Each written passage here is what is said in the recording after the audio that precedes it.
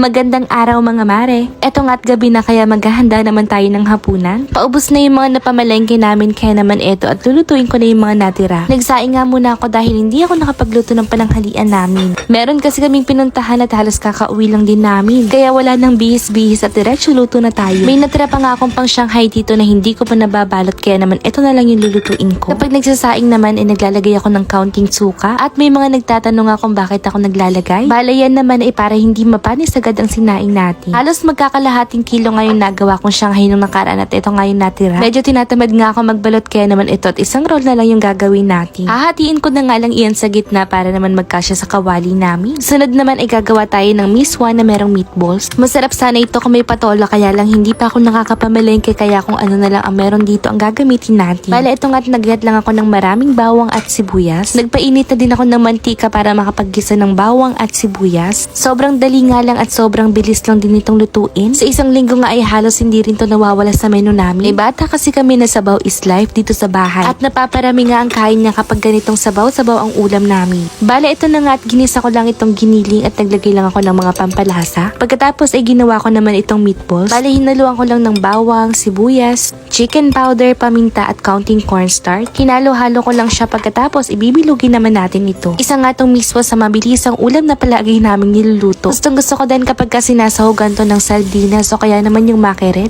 Pagkatapos ko nga pala magisa ito at tubigin na ako ng tubig at onion leeks. Papakuluan lang natin ito pagkatapos ihuhulog na natin itong mga bola-bola. Habang nagpapakulo nga ito at lulutuin naman natin itong Shanghai. Bale ito at nagpainit lang ako ng mantika tapos isa-isa ko ng sinalang. At para hindi naman sayang ang oras ito at inasikaso ko naman itong mga labahin ko. Ang laking ginhawa din talaga mga mare kapag ka magkalapit lang ang laundry area at kusina. Habang nagluluto ka ay nakasalang na rin ng mga labahin. Malapit na nga ako matapos sa pagluluto at eto at isa-isa ko nang hinulog itong mga bola-bola. Papakuluan lang natin itong mga bola-bola at kapag kalumutang na nga iyan, ibig sabihin ay luto na itong mga to. Sa pampaalat naman ito at tinimplahan ko lang ng counting patis. Saka ko naman inilagay na itong mga miswa. Konting kulo na lang ang kailangan at luto na ang ating ulam. Nagain na nga rin ako para makapaghapunan na kami. O siya, ayun lang muna for today mga mare. Kain tayo.